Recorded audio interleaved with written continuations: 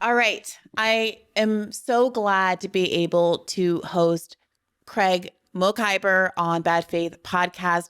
You know him as the UN official who resigned at the end of October from his position as director of the New York office of the High Commissioner for Human Rights over the UN's response, or I guess lack thereof, to the ongoing siege of Gaza. Welcome to Bad Faith podcast.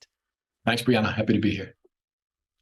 I'm so happy to have you for a million reasons, in part because although you resigned from the UN at the very end of October, the conversation about the justification or your stated rationale in your lengthy and detailed letter has not died down at all, even though it would seem to me that the evidence has only mounted since then of genocide that is ongoing in Gaza. So I wondered if you would be interested in kind of going over again and further substantiating, given the facts that we know, have learned since October 31st, why you still think that that's the correct terminology to use to describe what's going on in the region. Yeah, well, as you say, more than ever, the evidence has continued to mount. I think the warning that was contained in my letter has come true. I should say that I raised the issue of genocide as a human rights lawyer based on the UN Genocide Convention, which defines with specificity what genocide is. And the reason I've always been careful with this one is because genocide is one of those crimes that gets very easily politicized. And we've seen many cases where what was happening was not genocide by any legal reading, where genocide is claimed. And then other cases where it clearly is genocide and genocide is denied because of the politicization of the term. So I raised it really based upon the legal definition of genocide as contained in this UN convention. And as you know, Brianna, like all crimes, there are certain criminal acts and there's a certain mens rea, there's a certain intent which is required. And it's very specific in the Genocide Convention. So, if you look at the acts that are listed in the Genocide Convention, you will see that there is a catalog happening in Gaza and in the West Bank as well, which was plucked directly from that definition, right? Acts that are listed are things like killings, causing serious harm, bodily and mental. This one, very relevant, deliberately inflicting conditions of life calculated to bring about the destruction of a group in whole or in part. All of those things have very much been manifest. And of course, the requisite intent that goes along with those acts is an intent to destroy in whole or in part a national, ethnical, racial, or religious group as such, because they are members of that group. In my decades of work as a human rights lawyer, I said that I had not seen a case that clearly met all the criteria for genocide as much as this case evidently did. I mean, look at the acts, right? Large-scale killings. We know that we're over 15,000. The numbers are going to be much larger. Civilians in just a matter of a few weeks. The wholesale slaughter of an imprisoned civilian population, because remember that the 2.3 million Gazans are contained. They're in a cage, what's been called an open-air prison. They're literally contained and unable to escape from the bombs dropped on their heads. We've had whole neighborhoods razed to the ground, some massive ordnance dropped on densely populated civilian areas. We've seen attacks on homes and refugee camps and schools and hospitals and churches and mosques and clinics and ambulances, UN facilities, humanitarian facilities, and all civilian infrastructure. And to an extent, under this requirement of killings, where many multi-generational families have been completely exterminated, wiped off the public register, multi-generations, so that family no longer exists. Well, you look at the second possible act, this is the one about serious harm. And here we've had thousands wounded, maimed, denied adequate medical care, denied food, water, medicine, shelter, subjected to constant bombing and sniper attacks, people widowed and orphaned and exposed to disease, and just generally terrorized in the most horrific way. And then the third crime that I identified, which is very particular to the Gaza situation, is this line from the convention that refers to deliberately inflicting on the group conditions of life calculated to bring about its physical destruction in whole or in part. And here again, a very unique case. Israel has interned 2.3 million civilians in Gaza, most of them poor, most of them food insecure, most of them children, and most of them refugees already.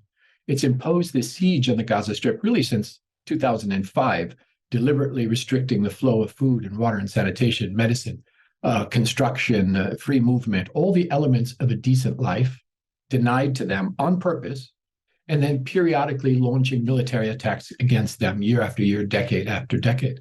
And of course, since October, Israel has made the siege total, cutting off all food and water and fuel and other essentials, which itself is another grave breach of international humanitarian law.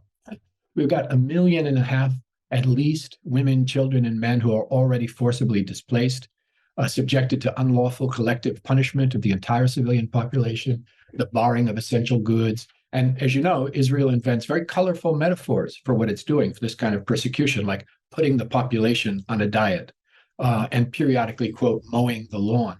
Again, a very clear statement of intent. So because of the interning of the people of Gaza and the years-long closure and siege, if you put these things together, I have never seen such a clear case of the Article 2C finding of the Genocide Convention that talks about deliberately creating these kinds of conditions of life. Okay, all of that is quite striking, but what's even more striking is the question of intent in this case. Now, the World Court, the International Court of Justice, is saying, because it's so hard to prove intent in normal cases, that you can infer intent from conduct. So you look at 75 years of ethnic purges carried out by Israel, in Jerusalem, in the West Bank, in Gaza. That alone represents compelling evidence of the intent of Israel to carry out yet another ethnic purge of Gaza. Even before you get to inferring intent, in this case, the climate of impunity under which Israel has operated for many decades now, and frankly underwritten by the government of the United States, of the UK, and some European countries as well, diplomatic and military buttressing of that impunity by Western states, especially the US, that has led to a situation which is unprecedented in modern history, where Israeli officials have been declaring their genocidal intent openly and publicly and on the record since the beginning of the assault. That's very rare, right? Typically, you have to dig through dusty old government archives and communications that show that there was genocidal intent. Not necessary here because of the open declaration of genocidal attempt, because, and that's what's rare in this case, they are so absolutely certain that they will not be held accountable. The international community has tried to hold them accountable for atrocities year after year, has never succeeded because they are protected by the United States and other Western governments. So in this case, you've got the Israeli president, the prime minister, several cabinet officials, senior military officials, think tanks affiliated with the government, and before you even get to the media, who are openly dehumanizing the Palestinians in Gaza as animals, as inhuman, as terrorists, as cancer, as vermin, and so on, and have declared openly an intent to wipe out all of Gaza, right? Stating the intention not to distinguish between civilians and combatants. And even, expressing the need to raze Gaza to the ground, to reduce it to rubble, to have another Nakba, explicitly, one minister has said. And of course, everybody by now has heard Netanyahu, the prime minister's reference to the biblical story of Amalek, commanding that the entire population be wiped out, that none be spared, men, women, suckling babies, and livestock, as the quote goes. So in other words, in this very rare case, you've actually got Israeli leaders making the case for genocidal intent. One more point on this, if I might, Brianna. Please.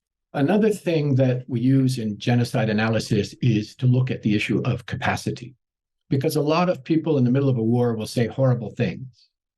And then somebody will say, well, you see, it's genocide, but it's not, because they have no capacity to carry it out. So in genocide analysis, we look for that. And as we know, Israel has constructed this very powerful apparatus of repression, which it has firmly entrenched in all of Palestine and Israel, including military occupation forces, assault forces, abusive police contingents, ruthless intelligence agencies, physical walls and fences and barbed wire, advanced monitoring and surveillance technologies, drones, autonomous robots that are mounted with machine guns, and facilitating violent armed settlers, a whole system of repressive laws, and the imposition of apartheid across the land.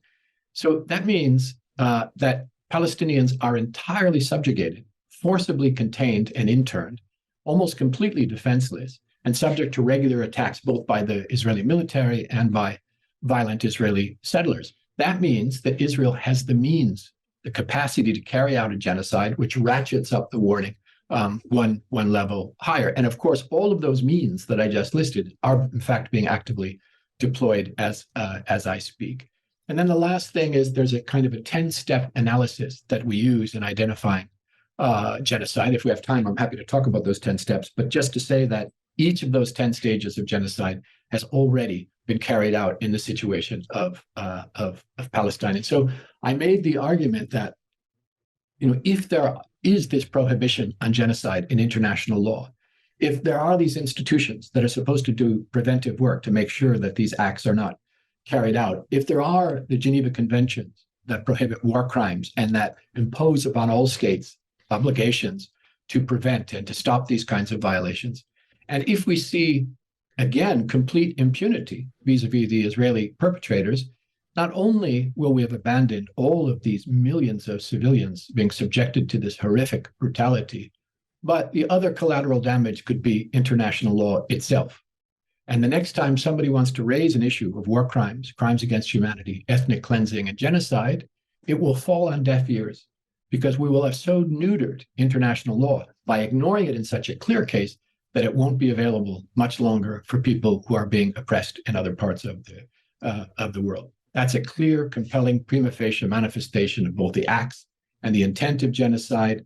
And so far, no effort to hold the perpetrators to account.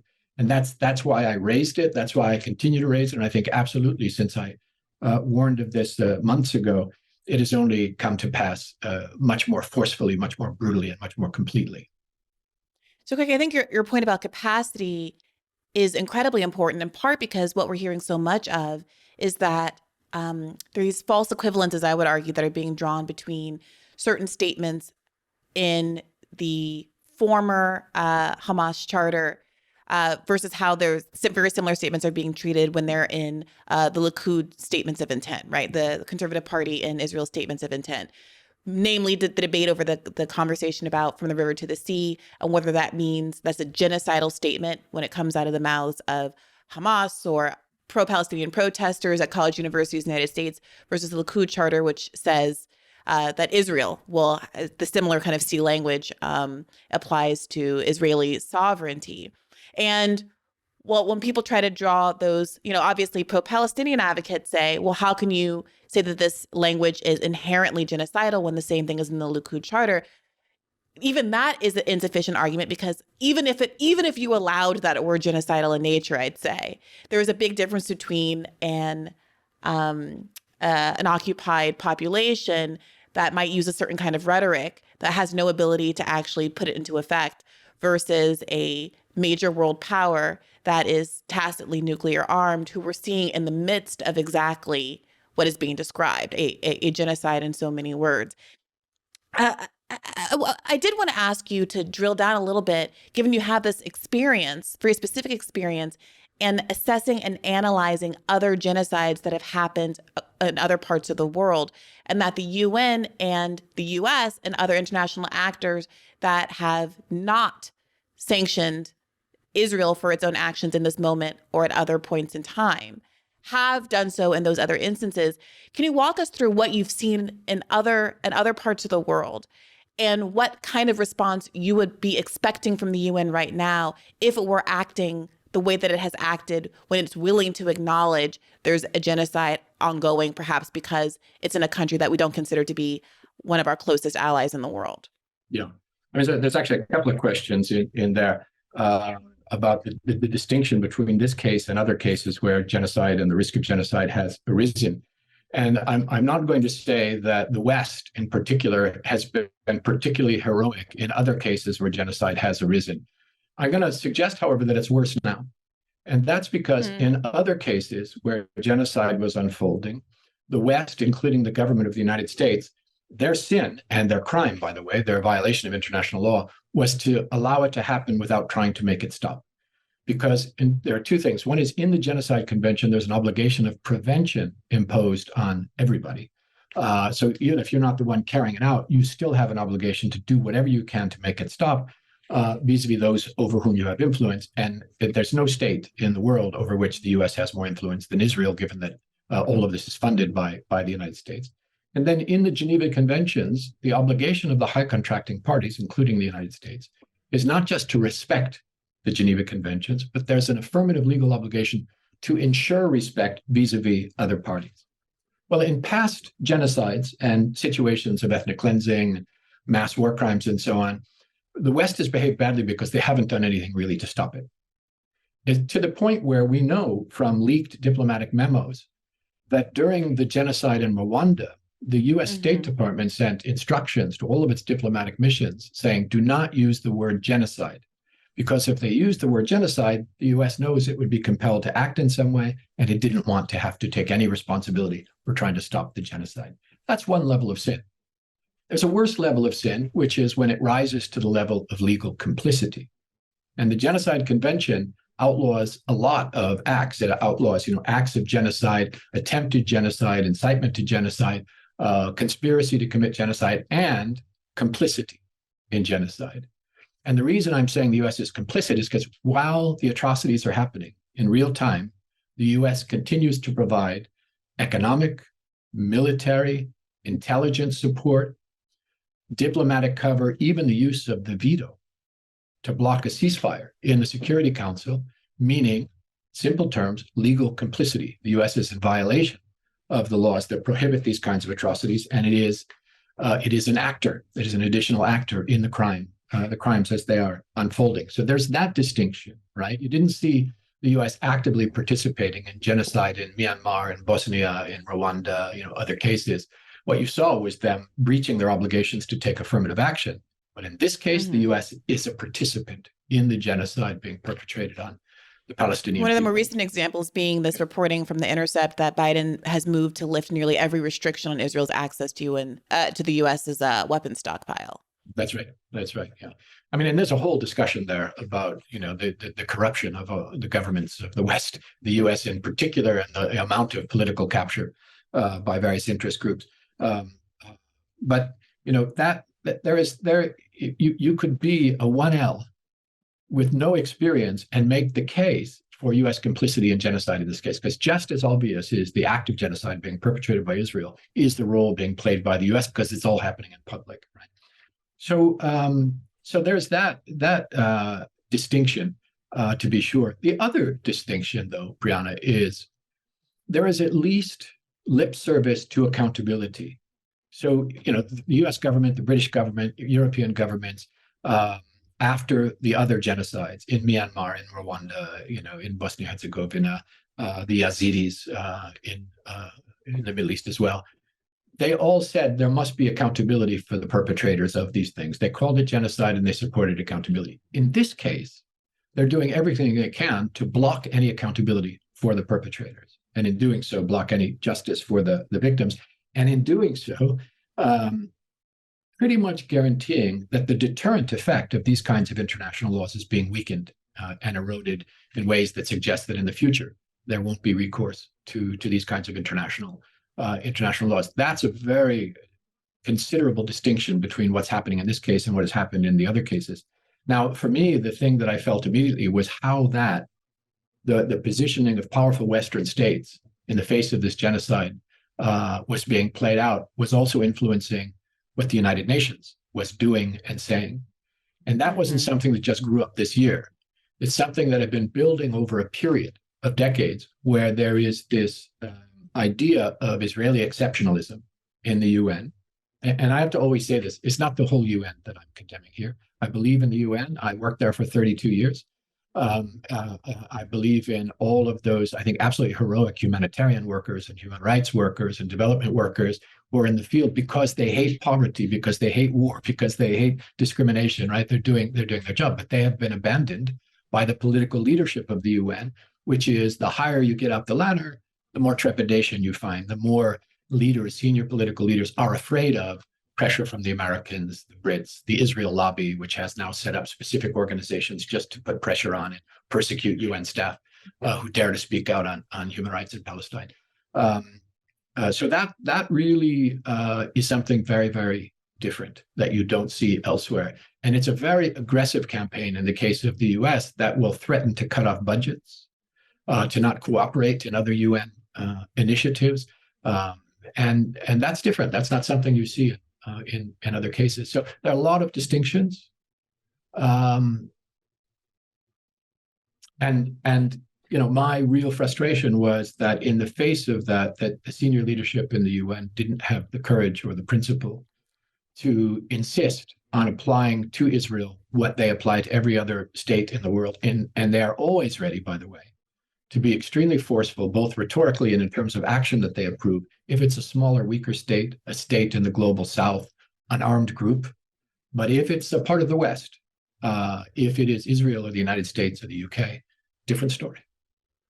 I mean, I appreciate your kind of nuance as you're talking about the UN. I feel like I should admit that my mother worked for the UN for 17 years in New York and left not under the same kind of conditions or with taking the same kind of stand that you did, but largely because of her frustrations with the inconsistencies within the organization that she experienced herself. She was one of those people who thought I could go and work for a humanitarian organization and do good in the world, and also experienced the more senior, the reality that the more senior you got, the less interest there seemed to be, the more hypocrisy there seemed to be about actually delivering on the promise of the nation. And one thing that she often evokes is some of the hypocrisies that come out of the establishment of the UN. You wrote about this in your resignation letter, about the fact that the Nakba and the Universal Declaration of Human Rights have the same birth year, along with the establishment of South African apartheid, and how differently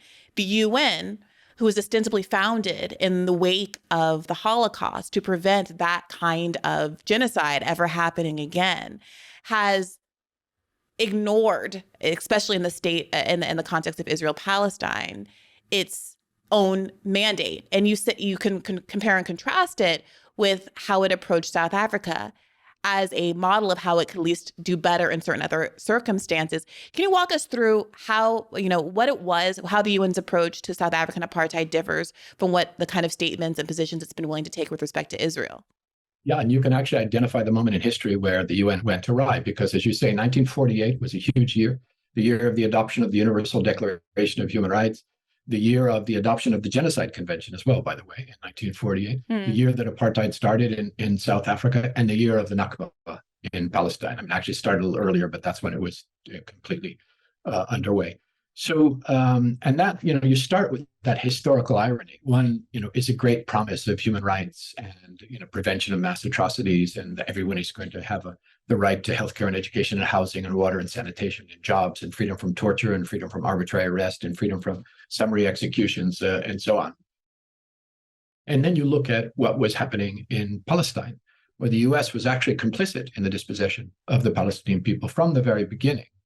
Now, whenever you are critiquing the UN, you have to be careful to talk about which UN, obviously, right? There are the intergovernmental bodies, which are sometimes shameful.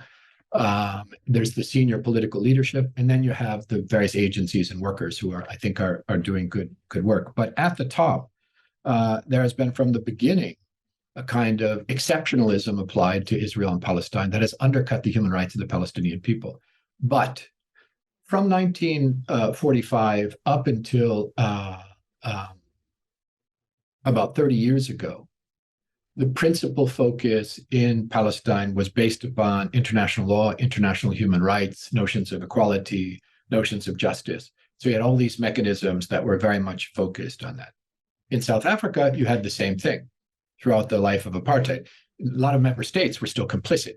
When I was in school, the US was still supporting apartheid in South Africa openly. But the UN, being law-based, norm-based institution, was a part of the anti-apartheid movement in South Africa. And it held that line based on international law and the notion of equality and human rights until apartheid fell. In Palestine, it held that line until Oslo. And Oslo has to be one of the most clever ruse that has happened in modern history. Because Oslo and the promise of the two-state solution and the quartet at the UN and all of these, deference to the parties and so on, all of these things created a kind of smokescreen. And when they were adopted, human rights and international law were pushed aside. Nobody spoke about equality, and no one still does for the most part. And instead, there was this amorphous political process to which we were all to defer, with the promise somewhere down the line of some kind of a two-state solution. Well, it was all a lie. And behind the smokescreen that was the whole Oslo process, with the abandonment of international law and international human rights, what we saw was the continuous and continually exacerbated dispossession, persecution, and destruction of the Palestinians, leading us to where we are now with an out-and-out genocide happening. You compare what we did in South Africa to what we did in Palestine, and you can see the disconnect and the way that in Palestine we moved away from our norms and standards in order to defer to powerful states. So I'm confused as to why it was that Oslo had this effect. Why did it change the language or the debate around Palestinian rights and freedom? Was it just the dangled carrot of a two-state solution? How could it be that a kind of a human rights movement or a framework of advocacy could be so easily derailed for all of that time since the 90s because of a promise that I think largely is understood to be unable to be fulfilled for reasons that we'll get into shortly? Yeah, well, it wasn't an accident. I mean, I actually worked in the context of the Oslo process. I was posted in Gaza for a couple of years in the 1990s. In fact, recruited by one of the architects of the Oslo process, a guy named Terje Roed Larsen, who was a Norwegian diplomat who was one of those people who came up with the Oslo process. And I think there were sincere people who really were just looking for a solution to what they saw as an intractable conflict. But immediately from the inside, we saw the orders came down to not focus our energies anymore on international law and international human rights, but to shift to the political process. And there were a lot of things there. One of them was, no, don't raise all these human rights questions, international law questions. It's all about the parties. And so we need to defer to the parties. Well, the parties were occupier and occupied, oppressor and oppressed, powerful state, dispossessed people.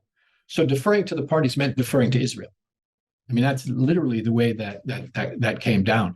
If you were raising human rights questions, it was, on the political side of the house, you were getting in the way of the peace process. That's unhelpful for peace, a phrase I think that was invented by successive American administrations. Talking about humanitarian concerns was considered to be unhelpful for peace. Yeah. Even humanitarian concerns, human rights, international law was unhelpful for peace. But wasn't part of the issue when folks are constantly banning about this idea that Palestinians were offered statehood, they rejected it several times, it's all their fault that they don't have a state. One of the comebacks, one of the points of pushback are that the end of a two-tiered society, an apartheid state for Palestinians living in Israel was never meaningfully on the table. That seems like a pretty big humanitarian concern not to be willing to talk about as you're trying to negotiate Oslo style. I mean, how could you possibly have a good faith conversation about resolving the conflict without addressing those kind of humanitarian issues, those kind of equality issues that are really core to what Palestinians are fighting against? And that's the ruse of Oslo. Because, the Israelis and their allies, the Americans and others, saw very well that international law, international human rights, and empathy were going to be on the side of the Palestinians, because the history was that, you had this place called Palestine, which was, in which Palestinian people lived, and they lived in streets with Palestinian names, in towns with Palestinian names, and they had Palestinian shops and farms and orchards and so on. And all of that was taken away from them, erased, and then replaced with a new state with people who traveled there from Europe and elsewhere, and said, you no longer have rights there. If the framework is one of international law and human rights, you can't win. They can't win that argument. But if the framework is one of two conflicting parties and will defer to them, then you can. And this is why the situation has gotten worse, because if you really wanted to end conflict and have security and peace and all of those good things that people say that they're interested in, the UN knows in every other situation that the only way to achieve that is to address the root causes. What are the grievances? Why is there conflict? You address the root causes. That's our number one rule in conflict situations around the world, but it does not apply to Israel and Palestine because, there was a project here, which was a settler colonial project. The idea that the indigenous people have to be replaced with settlers principally from Europe and later from other areas as well. And if you don't adopt a kind of Oslo framing, then you have to deal with uncomfortable root causes, like issues of supremacy, like issues of settler colonialism, like issues of apartheid, right? So that was a 30-year game that was quite successful, not in achieving a two-state solution, not in achieving peace, because I don't think it was ever really about that for many of the players, but in creating a buffer zone for Israel to continue its dispossession of the Palestinians, its conquest of land, its settlement activities, and then creating conditions of life in the pockets where Palestinians still survive, to make them so miserable that little by little they will die off or leave, become a part of the diaspora, and Israel can have its dream of its settler colonial state from the river to the sea, which they don't hesitate to say. And that's why today, like even now, if you're watching the news and you hear senior UN officials always falling back on this mantra of the two-state solution, what they're really saying is, we don't have the courage to demand that the root causes be addressed. We don't have the courage to apply the same rules and formulae that we apply to other conflict situations around the world. So we're just going to say two-state solution agreement between the parties and so on. That's the major abdication of the normative responsibilities of the UN, against which I was complaining when I left the organization. And you hear it now on steroids, just being repeated over and over again. That will not solve it. The only thing that will solve the problem of a settler colonial system which is resisted by the indigenous people is to deal with the issue of justice, deal with the issue of root causes, and insist, as we do everywhere else, on the principle of equality. Equal rights for Christians, Muslims, and Jews. And that's why we keep getting back to, I mean, I know that this is the spicy thing to say. I'm not asking you to co-sign it, but when I hear what you just described with the Oslo Accord, seems like the aim is the normalization of a status quo, which at one time was not really a status quo, which was fairly novel. Israel is a new state. It feels like the last blush of a colonial project, the last one that happened in the modern era. And ironically, one that happened just as we were setting up these international institutions like the UN that were supposed to prevent those kinds of projects in the first place. But it got grandfathered in last minute after a horrible tragedy, which seemed to justify it at the time and to many people still. But when I look at the rhetoric that is being deployed by Zionists in this moment, it does seem, when I look at it in the framework of what you just described in Oslo, with the Oslo Accords, as a kind of desire to normalize apartheid. To normalize a Jewish supremacist state, because there is an alternative universe, right? Where you say, of course people should have a right to immigrate, to migrate, to go back to what they feel like is a historical homeland. I'm a lefty that's constantly being accused of not respecting borders and all of that. Fine. But the question isn't whether or not you have a right to move someplace and to integrate into a society and to be safe and secure and free of violence, but whether or not you have a right to establish there your own primacy over the population that previously exists. And that, to me, is the fundamental issue that everyone is skirting around as they're using this language about, does Israel have a right to exist? Does any country, first of all, do nations have rights to exist? Do nations have inalienable rights the way that human beings do? And what happens when those stated national rights conflict with the rights that I think are much more broadly understood and accepted of individuals and human beings to their autonomy, their safety, their right to statehood, their right to equality under the law, and the like? Absolutely. I mean, I agree with everything you said in that framing.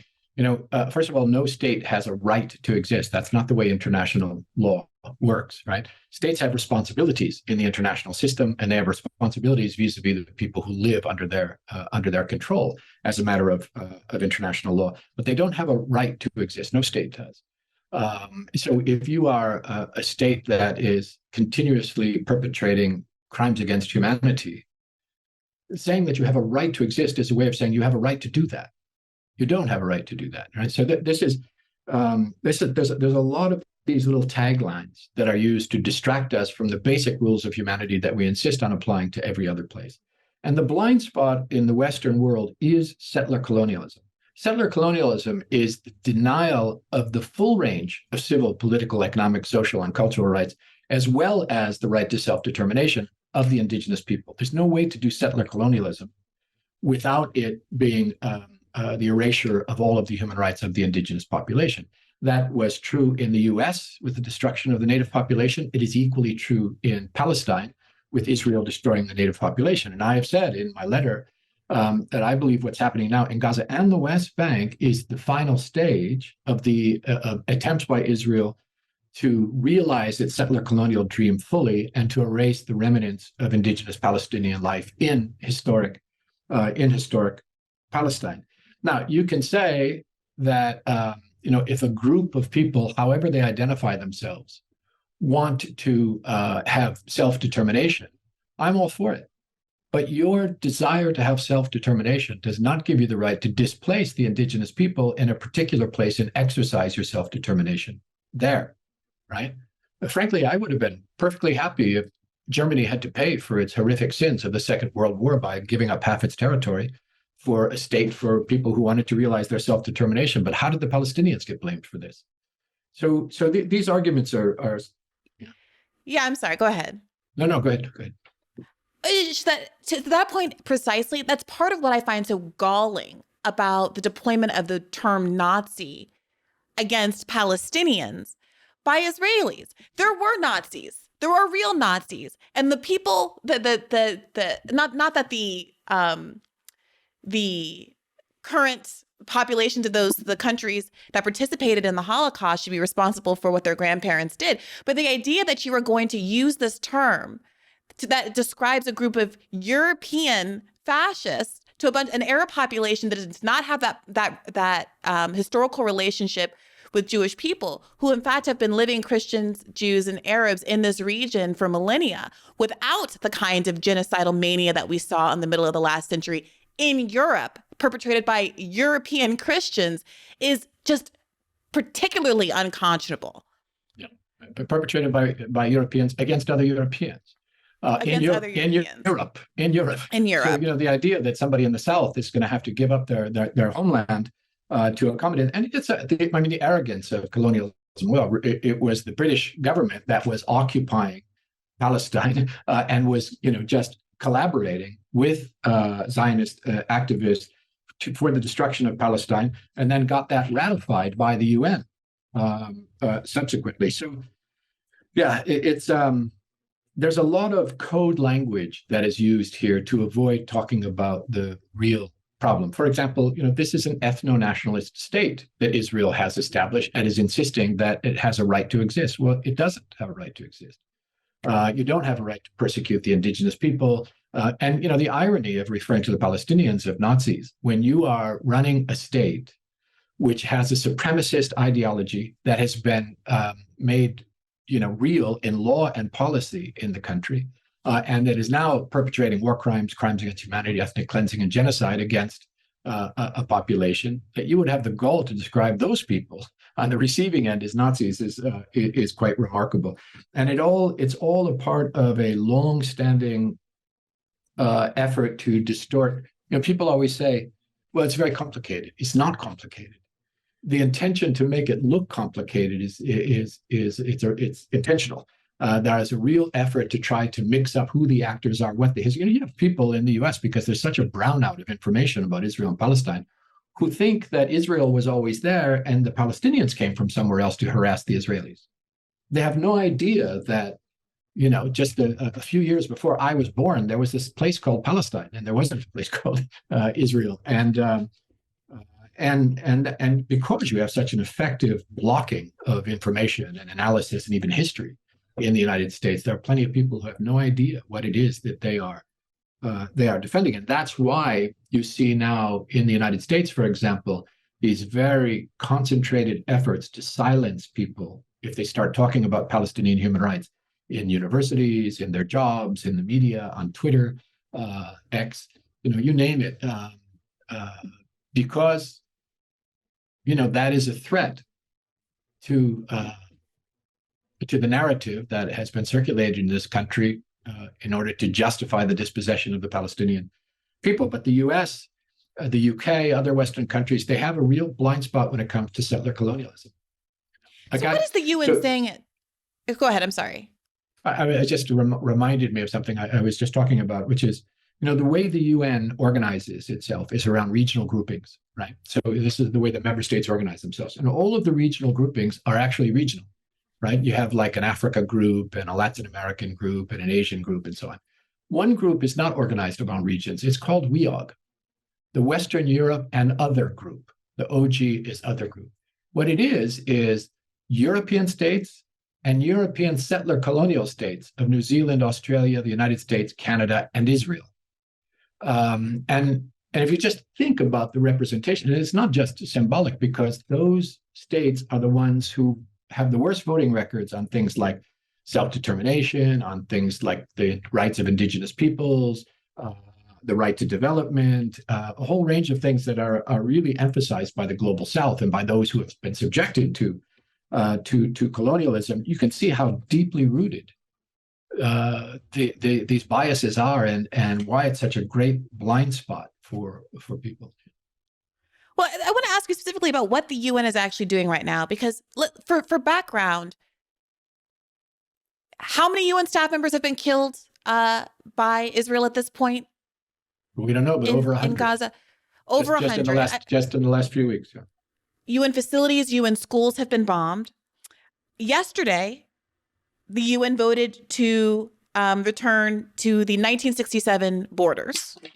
And that was everybody voted in favor of that, except for 8 countries, including the US, the UK, and Israel. As you alluded to before, there was a ceasefire vote that the US also vetoed.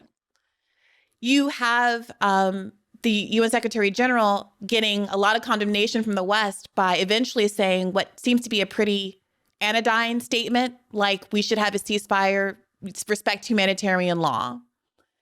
Has the UN backed this kind of framing that we're talking about? Has the UN ever made statements about how any even particular act that Israel has undertaken is genocidal, ethnic cleansing, or some other kind of violation of international law, given how clear it seems that is what is going on?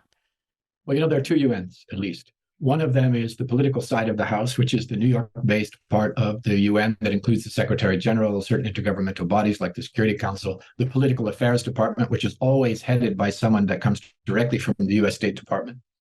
Another distortion in the system. And then you have this other UN, which is where the UN's independent human rights mechanisms operate, like special rapporteurs and treaty bodies and commissions of inquiry. That side of the UN, which are independent entities that have no political power within the UN, they have been pretty consistent through the years.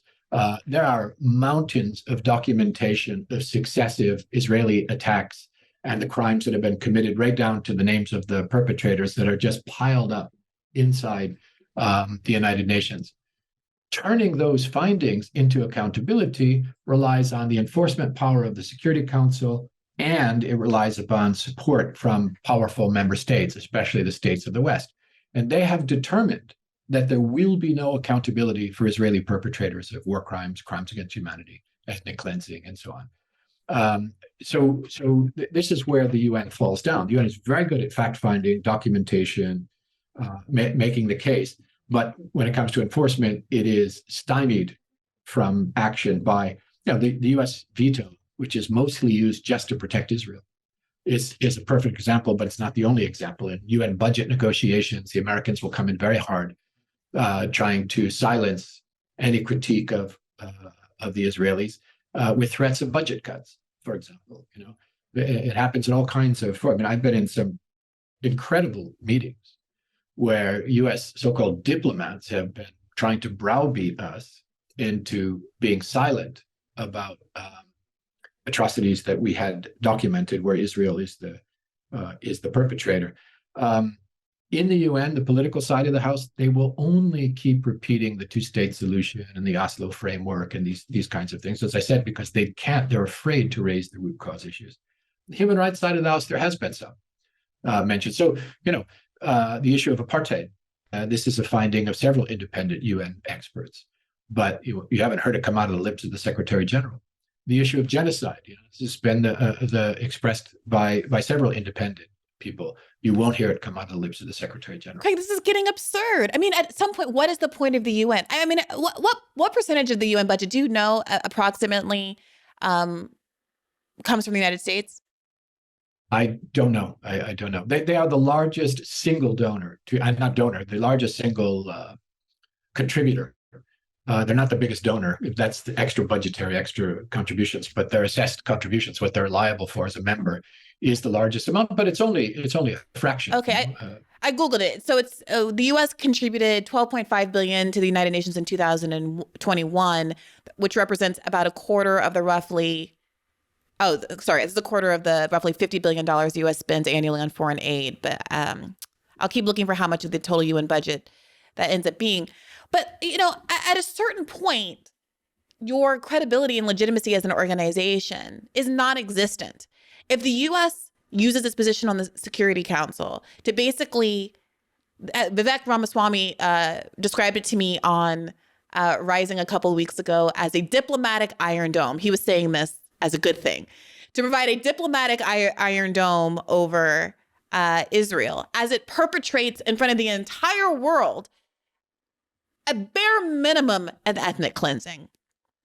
Then what is the point of the UN saying, well, we need to keep getting this US money to begin with? What crisis is the UN actually going to intervene on? And how many of its own people is it going to let kill? Is it going to let Israel kill before we'll even stand up and advocate on their behalf? Well, yeah, exactly. This is exactly right. This is why I say, when my letter went public, I received a flood of communications from UN staffers in the field and in headquarters and so on, thanking me and expressing their frustration and having felt a lot of what I wrote in my letter, but having been afraid to say it because that's really pushing against what is tolerated in the UN these days. And I think there are structural issues, right? So you have all these dedicated people working on human rights and humanitarian issues and development and so on, but their bosses quite often are political appointees, right, at the top, who come directly from governments. So the head of political affairs is always an American from the State Department. The head of peacekeeping is always a French person from the French government. The head of humanitarian affairs is always a British person from the British government, right? Some of the big agencies are always headed by Americans pulled from government. Cindy McCain is in charge of the World Food Program now, right? These kinds of things. She's saying sympathetic things to Palestinians about the aid crisis that's going on, the humanitarian crisis that's going on. She's relatively one of the good guys in this whole disaster. Yeah, remarkably. So you have this structural problem where at the base you've got the norms and standards of the organization, human rights, equality, rule of law, all that good stuff. On top of that, you've got all the UN workers who are trying to make those things happen. But on top of them the political layer, these appointees that I was referring to, who are often not as independent as you think they should be. And then on top of them are intergovernmental bodies like the Security Council, which are as dysfunctional as any body could hope to be. And so, what good is the UN? I mean, those more than 100 of our colleagues who were killed in Gaza, they were the difference between malnutrition and lack of education and people being fed and actually being educated. The UN does a lot of good. There are a lot of heroic people out there, but this disconnect at the top between these political appointees and the intergovernmental bodies and the norms of the organization, the duties of the organization, is precisely what I was complaining about in my letter. And it's not, it's diplomatic fear, like big deal. If you do the right thing, the American ambassador is going to come and yell at you. So what? Maybe your contract won't be renewed. Life goes on. You are a senior official. You're an undersecretary general. You're going to be fine. But those people who are depending on you to defend their human rights, they're not going to be fine. And the more we compromise, the more those norms and standards are eroded. So this is it. If you don't, of course, they are happy to talk about abuses by Myanmar or Botswana or Liechtenstein. But when it comes to powerful states, it's a different standard, and that undercuts the credibility of the entire I mean, exercise frankly, of the entire organization. which is why what you've done in this resignation letter, I think, really resonated with people and was such an act of courage, even if it shouldn't be, even if, to your point, losing a job when you're a relatively senior official is not anywhere near the kind of things that people are enduring in these, humanitarian crisis zones. It still is an act of courage that so many people are unwilling to take. And it was interesting for me to read that you had first raised these concerns and indicated that you were likely to leave the UN long before October 7th, but back in the spring of this year because of ongoing violence in Gaza. In the West Bank, rather. Yeah. I mean, this was in the wake of the pogroms in Hawara and a lot of the other Israeli military attacks on people in the West Bank. And what I was seeing at that time was this trepidatious approach on the part of the senior UN leadership. And I was extremely frustrated. I was speaking out very publicly about it, as I have when it comes to human rights situations in dozens of countries on all continents around the world. And nobody ever tried to silence me when I was doing that. But in this case, there was a lot of pressure brought to bear on the UN by Israel lobby groups and démarches from the Israeli ambassador, the Americans, whoever else. And the UN lost its courage, and they tried to tell me to be silent. And I said I couldn't do that. To just see what was happening, to see the UN was responding in a weak way, and then to silence myself. And that's when I said, look, I'm not going to stay around if this is the case. I can speak on the outside. If I can't speak on the inside, I won't stay. I've done it for decades, and it's the first time anyone ever tried to silence me. So, it's frustrating because I believe we need the UN. I believe we need international law. I believe we need neutral mediating mechanisms that are norm-based. But I think it's in trouble, and it is mostly in trouble because of the situation in the Middle East and the exceptional treatment that Israel gets compared to other situations around the world. There's a real geopolitical repositioning happening now, in large measure because of what has unfolded in Palestine. It started already in Ukraine, with the global South not wanting to go along with what the West was putting forward.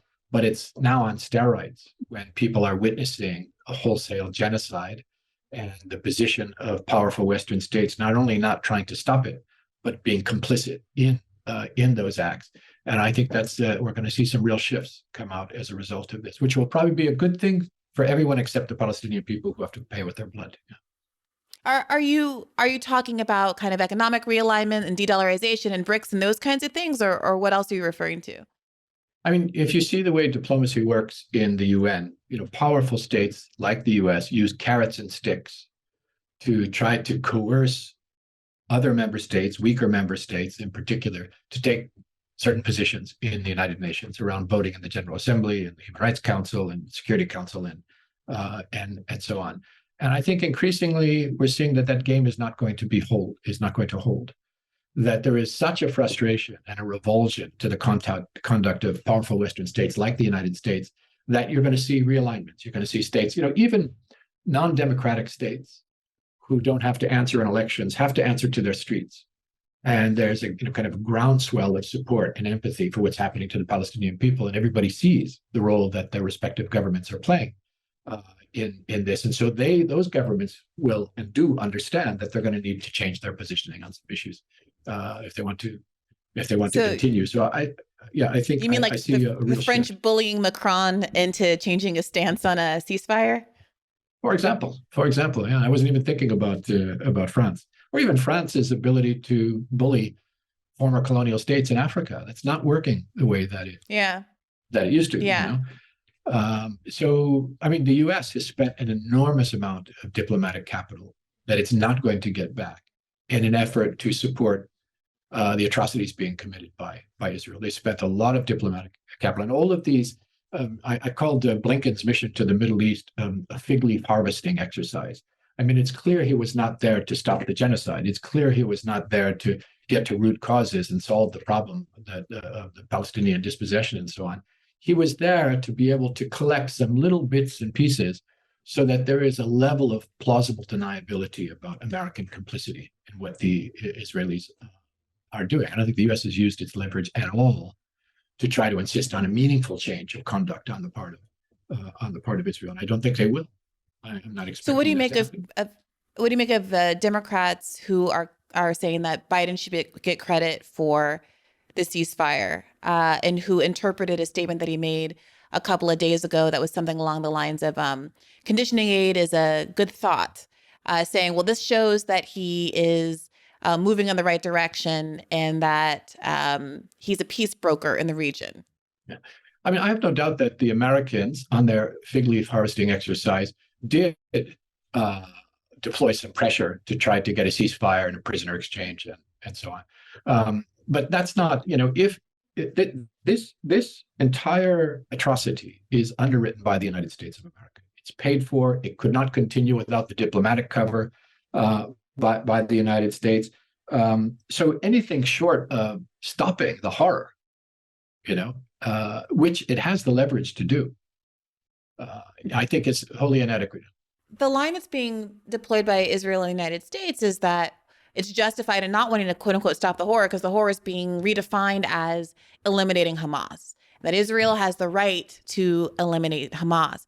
And I think that's an interesting juxtaposition. I actually just saw a couple of clips. Let me see if I can find the one really quickly. They had CNN interviewed a former CIA member, Bob Bayer, who was basically saying, you're not going to do it. There's no such thing as ending Hamas.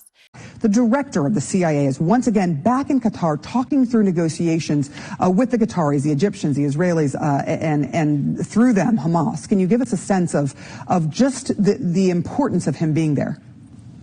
Well, the importance is he's a seasoned diplomat. He's a very good diplomat. He's an able CIA director, but he knows that part of the world, the Arab part of the world.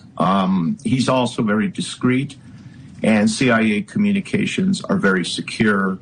So any sensitive discussions, the president knows will be held very tightly. So that's why Burns is there.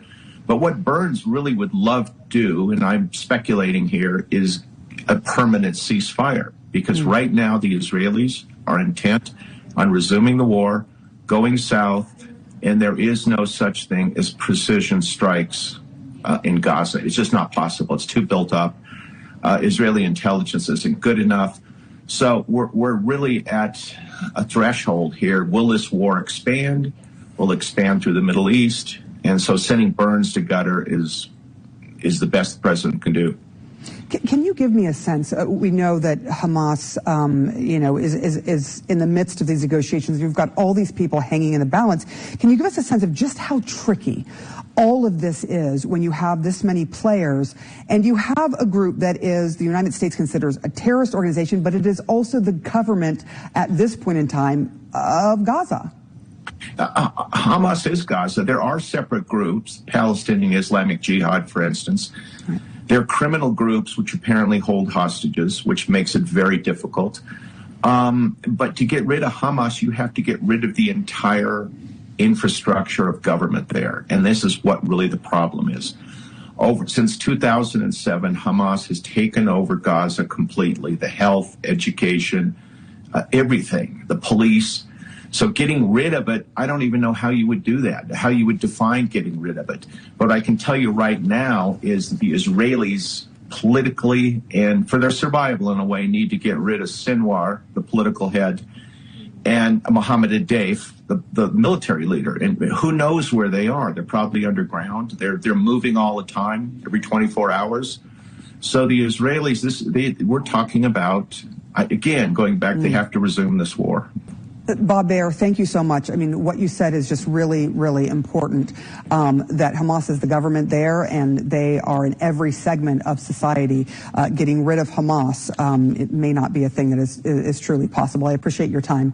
That is contrasted with an interview that former Israeli Prime Minister Naftali Bennett gave on CNN recently as well, who again repeated this line, we got to end Hamas, we got to end Hamas, that's the objective, ending Hamas. What do you think is going to happen in Gaza after the war is over? What will Gaza look like? And who is going to take over? Who is going to keep order? Well, I'll tell you what I think we ought to do. The first thing is to fully disarm Gaza and ensure that there's no more arms, no more explosives there after we dismantle and eliminate Hamas. I mean, the first thing is to kill the Hamas leadership and the terrorists, then clean up Gaza from weapons and explosives so something like this can never happen again. The third thing I would do is create a buffer zone into Gaza of about 1.5 kilometers deep, which would become a no man's land between Gaza and Israel, again, so this sort of thing could not happen. And Israel would retain overall security and defense responsibility, but we don't want to govern the Gazans. So what I think we would do is create an interim technocratic self-government that would, say, for about 5 years, govern Gaza, denazify Gaza, which means clean out all the incitement, all the education that all Jews are pigs and devils. And after 5 years, we would revisit and figure out how to create a sustainable government, perhaps with our Abraham Accord partners, countries in that area. Well, what do you mean by denazi? I mean, no free speech. People can't say nasty things about Jews. Get rid of them. How? No, free speech doesn't allow for educating and poisoning the minds and hearts of okay, so you mean like in the education? You mean in the education system? Yes, get rid of that. The education system and the media. We cannot. Here's what we learned. One of the lessons learned is that when people are incited with propaganda from the moment they're born till they're 20 years old that all Jews are pigs and devils and need to be slaughtered, well, they go out and slaughter Jews. And if it's something that we used to sort of procrastinate on or not take care of, we can't ignore it anymore. But don't you think the last 6 weeks have done a lot to incite and inspire a whole new generation of terrorists? I mean, all the civilian deaths. I mean, don't you worry that in itself is going to raise and inspire a whole new generation of Palestinians who hate Israelis?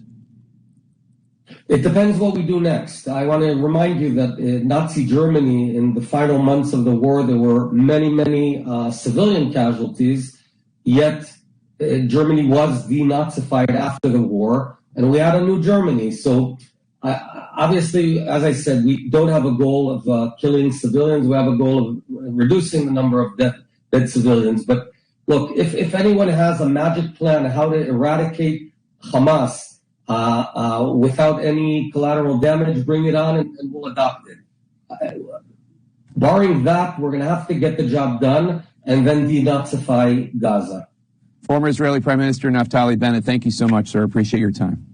I mean, what do you say to that framing that all of the violence in Gaza is justified on this principle that Israel has the right to eliminate a terrorist group, a political group, or whatever you want to call it? Is that even possible? I think that there is no way that the Israeli leadership is stupid enough to think that they can eliminate Hamas or by extension, eliminate armed resistance. They know perfectly well that's not a doable thing. That even if through some magic weapon they managed to kill every Hamas fighter, 10 would spring up from the rubble in Gaza to replace them because of the brutality that's been visited upon the Palestinian people. Israelis know they're not going to end Hamas in this way, and that's not their objective. If they can kill as many Hamas fighters as possible, that will be a bonus. That's gravy for them. Neither has this ever been about an effort to free the Israeli hostages, because you don't carpet bomb where hostages are being held if your intention is to rescue those hostages. So that's nonsense. Neither is it something as simple as a temper tantrum because of October 7th. I don't think that's true either. Israel has a lot of resources at its command where it could have, it can have its temper tantrum without doing what it's doing in Gaza. The only thing that makes sense is that this is an ethnic purge of Gaza. I mean, they have systematically moved from north to south, destroying everything, preventing people from coming back by use of snipers and and so on, pushing everyone more and more to the south. They've already attacked the south of Gaza. There'll be more attacks on the south of Gaza as well. The only thing that makes sense is what they're doing is they're purging the Gaza Strip. They'll kill as many people as they need to, destroy as many homes and other institutions as they need to, until there are, densely crowded refugees, twice refugees in the south of Gaza, who will either cross over into the Sinai Peninsula and disappear over time in Sinai or in the diaspora. And I think that's the only thing that makes sense in terms of the tactics that Israel is using and the risks that Israel is taking with regard to its standing vis-a-vis its allies. It's just an effort to purge Gaza, just as they started purging whole neighborhoods in 1947 and as continued throughout the history of language. So I think it's nonsense. I think this pause we're having now, any pause is welcome. Freeing prisoners is welcome, but this is not the end. It will resume until they feel they've done enough damage that Gaza will not be habitable any And they've longer. said that. They've said it specifically that after the ceasefire, That's after right. the pause, I'm going to call it a ceasefire. After the pause is over, that they're going to double down, and it's the fight. The violence is going to be twice as much as it was before, or worse than it was before, more extreme than it was before. I wondered also, as we wrap, if you had seen Netanyahu posted earlier today on Twitter an image of him laying a cornerstone for a settlement in the Gaza Strip that's named after an IDF soldier who was killed on October 7th. How can you claim this isn't a land grab? How can you claim this isn't an ethnic cleansing when you're literally laying settlement stones in this territory, which the Israeli line is, it's not occupied. Gaza, we haven't been in Gaza since 2006. It's no longer occupied. We haven't occupied it for 17 years. You're now going to bombard the area, flatten it into a parking lot as you described it, and then start laying cornerstones for settlements? Yeah. No, we heard the heritage minister as one of the many statements of genocidal intent, talking about blowing up everything in Gaza in order to create a treat for the eyes of the settlers. I don't think what they will do is to immediately, first of all, there is no question as a matter of law or fact that all of Gaza remains occupied territory and that Israel is the belligerent occupying power. This is, the ICRC, the depository of the Geneva Conventions, the United Nations, almost every state in the world knows as a matter of law that all of Gaza is occupied territory. Secondly, all of Gaza is occupied territory. Israel never ended the occupation. It redeployed its forces to the perimeter, built the perimeter up bigger, turned it into a prison, and continues to control who and what flows in and out with full control over the borders, the airspace, the sea, and everything else, and that it exercises that occupying power in violation of its Geneva Convention obligations by denying people adequate food, water, shelter, healthcare, security, and so on. So there's no question in the real world about the status of Gaza as being occupied territory. But I think what we'll most likely see is, that they will do as much. Look, they've already succeeded in committing massive war crimes, crimes against humanity, ethnic cleansing, and genocide. Even if the guns were to fall silent from today, they've destroyed Gaza. They will continue. They'll do as much destruction as they can get away with before they stop. They will prevent any return or reconstruction in destroyed areas. They will announce buffer zones. The northern part is a buffer zone. A certain amount of kilometers up to the prison wall is a buffer zone. And then little by little, as the dust settles, you will see using that territory for settlements. Ultimately, that is their objective, and it is an objective that is consistent with everything they're doing in Jerusalem and on the West Bank at the same time. Because as the cameras of the world because of brave Palestinian journalists are trained on what's happening in Gaza, you've got whole villages being purged. In the West Bank, you've got more people arrested than those that were released. And these are political prisoners who are locked up without charge or trial, mostly administrative detainees, lots of children, some women, most of them not having committed what you and I would call a crime, all of them systematically beaten, tortured, kept in inhumane conditions. And even with this prisoner release we've seen, there's a pattern here. Some of those people will be rearrested. Some will be assassinated. So, all of these little okay, but, and then statements coming from Western leaders and UN leaders about wanting now to get back to discussions around the two-state solution, the status quo ante before October 7th. The most unsustainable reality that one could imagine if you believe in human dignity or even in peace is what we're all supposed to turn our attention to. No, Right. that's over. That's over. So I do appreciate, as we wrap here, I'm sorry I keep saying that, I know we're over an hour, but you in your letter included a list of things that you would like to see as actions taken by the UN and the international community in Gaza. One of them is to abandon the Oslo paradigm. One of them is to pursue a one-state solution based on human rights. You say we support the establishment of a single democratic secular state in all of historic Palestine with equal rights for Christian, Muslims, and Jews. That framing is described as anti-Semitic on the interwebs and beyond. Yeah, that was one of the most amusing things I've ever seen. Is that if you talk about human rights in Palestine, you get all the Israeli trolls and the Israeli Oh, I'm trolls. familiar. And I'm sure you are. And one of them in particular made me laugh out loud. And I normally don't answer them, but this one I answered because it was so rich. She said, hey, this guy's an anti-Semite. And the evidence that she gave to prove I was an anti-Semite is she took the quote from my letter where I called for equal rights for Christians, Muslims, and Jews. And so I said, that's fantastic. If now calling for equal rights for Christians, Muslims, and Jews is a new form of anti-Semitism, there's really nothing to talk about. And I block them. But yeah, this is an old trick as well, trying to silence human rights defenders by charging them with anti-Semitism. And as I, two things about that, Bree.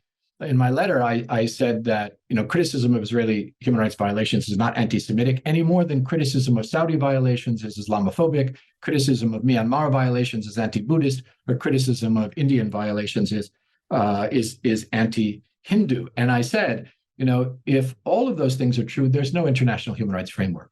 Now you can't criticize human rights violations, right? If it only is true with regard to Israel and Palestine, then that's a racist proposition, because it means only Palestinians can't have their human rights defended.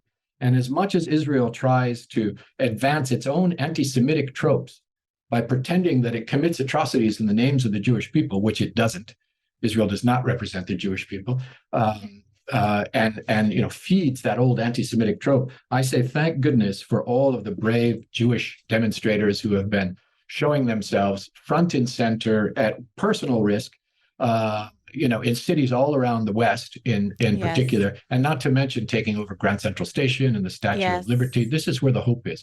The hope is not in international institutions. It's not with states. Hope is in civil society, in communities, and in movements. And that's what's going to change this dynamic that's been going on for 75 years. So yeah, they can play those little tricks. They're not working anymore. People aren't falling for that.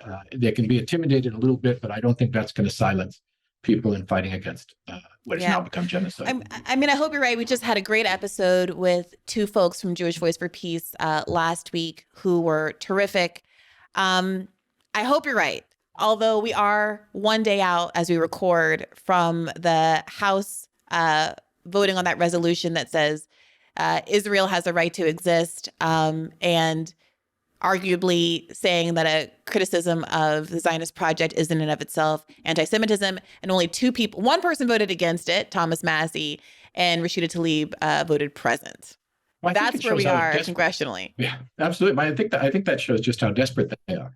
They're actually trying to use, the mechanisms of government to silence human rights defenders on this issue. I don't think it's going to work. And I think what's happening in these movements around the world is people have come to understand that this ethno-nationalist fever dream, has to end. And that what we should all be working for is equal rights for Christians, Muslims, and Jews. We should be looking at solutions that are based upon human rights, solutions that address root causes, that get away from ideas of settler colonialism. And that's not just where human rights are going to be found. That's where peace is going to be found as well, in addressing those root causes. And I hear that being echoed in the streets by Christian, Muslim, Jewish, agnostic, Buddhist, human rights defenders, peace activists. Everybody is coming together around this basic idea. There is currently a one state in Palestine and Israel, and it's an apartheid state. there's no room for two states because there's nothing left for a viable Palestinian state. And anyway, even if you did that, you would be relegating Palestinians inside the Green Line and what is Israel to permanent second-class citizenship without all of their human rights, without the right to return, without the right to compensation. So there is one state, but it's an apartheid state. And I think what all good-thinking people around the world have to do and are beginning to do is to join up in solidarity to make sure that it is a state with equal rights for Christians, Muslims, and Jews, and not an apartheid state as it currently is. Craig Mokhiber, thank you so much for joining me today. Can you let people know where to find you on the internet and beyond, or any other projects you're working on right now? I'm foolish enough to use my own name everywhere, so you can find me at Craig Mokhiber on all of the usual apps. And that's I'm easy to find. Don't hesitate to reach out. Thank you so much, Craig. You've been really amazing. And thank you, as always, to the audience for listening. You know, you can get even more Bad Faith on Mondays if you subscribe at patreon.com/badfaithpodcast. I hope you enjoyed this free episode. As always, take care of yourselves and keep the faith. Hey YouTube, thanks for watching. Just a reminder that this is a podcast. You can catch an extra premium episode every Monday for $5 a month at patreon.com/badfaithpodcast. That's patreon.com/badfaithpodcast for $5 a month, an extra episode every week. Additionally, please do consider liking this video, subscribing to this channel. It helps us out. It helps independent media beat the algorithm. We appreciate you. And as always, keep the faith.